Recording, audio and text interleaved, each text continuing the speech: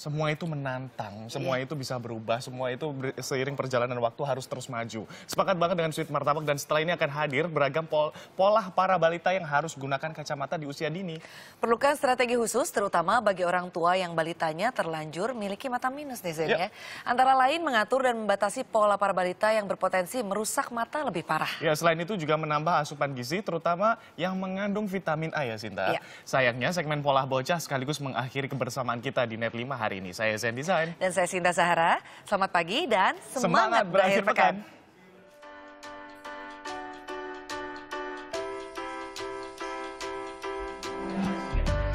Halo teman-teman, namaku Misha.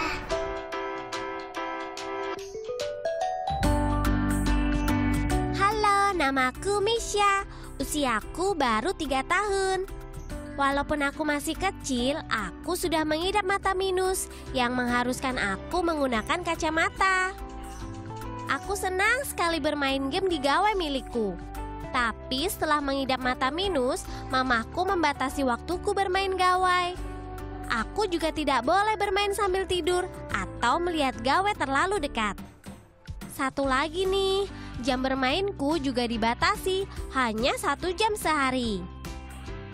Agar minus mataku tidak terus bertambah, Mama sangat memperhatikan asupan makanan yang baik untuk kesehatan mataku. Anakku sih pada dasarnya tidak begitu suka makan sayur. Jadi saya harus benar-benar memikir nih gimana supaya dia setiap sajian itu ada sayurnya. Contohnya brokoli, dia nggak suka. Jadi waktu saya masak bubur, saya masukkan brokoli ini ke dalam buburnya. Jadi brokolinya itu udah tidak dalam bentuk brokoli, tapi di dalam bubur itu ada brokoli gitu. Ini adalah sayur kesukaanku. Enak.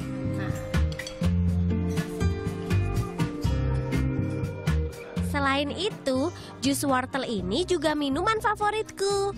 Wortel baik sekali untuk kesehatan mata karena mengandung vitamin A yang mempertajam penglihatan dan mencegah berbagai gangguan mata. Tapi bagi aku yang sudah minus, asupan vitamin A di wortel membantu agar minus mataku tidak bertambah. Makanan yang 4 sehat 5 sempurna itu mutlak. Ya, karena selain makanan yang sayur-sayuran berwarna hijau, di situ juga ada berwarna kuning dan segala macam jenis warna itu harus dikonsumsi untuk anak supaya perkembangan bola mata anak dan ketajaman penglihatan anak lebih terjaga. Nah, hari ini adalah jadwalku untuk periksa mata ke dokter. Setiap 6 bulan sekali, memeriksakan mata ke dokter spesialis mata atau opsiometris wajib hukumnya, agar besarnya minus mataku selalu terkontrol.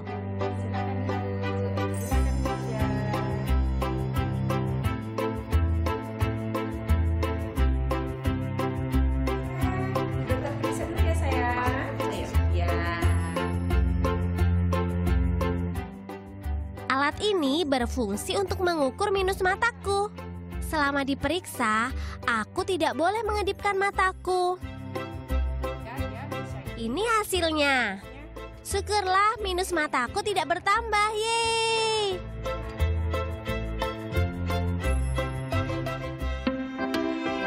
Aku tidak sendiri. Temanku Claire juga bernasib sama sepertiku. Ia mengidap mata minus di usia 3 tahun. Di sekolah taman kanak-kanak kita satu kelas loh. Selama belajar, guruku biasanya memberikan prioritas pada kami untuk duduk berdekatan agar bisa melihat dengan mudah apa yang tertulis di papan. Sedikit berbeda denganku yang hobi bermain game, Claire suka sekali menonton televisi. Ini adalah film kesukaan Claire, Hello Kitty. Saking sukanya, kadang tanpa sadar Claire berdiri terlalu dekat dengan televisi. Karena itulah, Ibu Claire selalu mendampingi terus hingga film selesai. Biasanya sebelum nonton kan saya udah arahin dulu, kalau mau nonton duduk, jangan kalau dia nggak duduk saya nggak setelin filmnya. Kalau dia udah duduk biasa saya awasin Sebentar-sebentar saya tengok kalau dia berubah posisinya, dia tiduran atau nggak dia maju-maju ke TV, saya panggil dianya, nggak boleh deket-deket, nanti kalau deket-deket matanya rusak. Karena anak struktur perkembangan matanya itu belum stabil, ya masih taraf perkembangan. Jadi kalau anak dominan melihat dekat yang tidak sebagaimana mestinya, pasti kecenderungan minus. Hal ini disebabkan karena otot-otot mata itu akan meregang dan pengaruh gravitasi juga, itu sebagian teori mengatakan begitu, sehingga sumbu bola matanya itu akan memanjang sehingga akan muncul minus.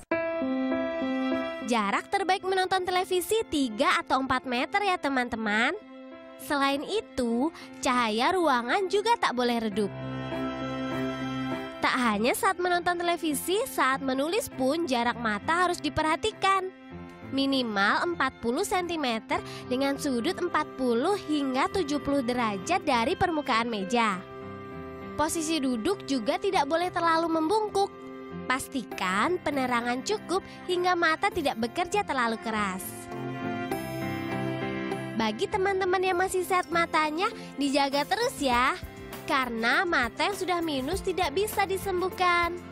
Besarnya minus mata juga tidak dapat berkurang.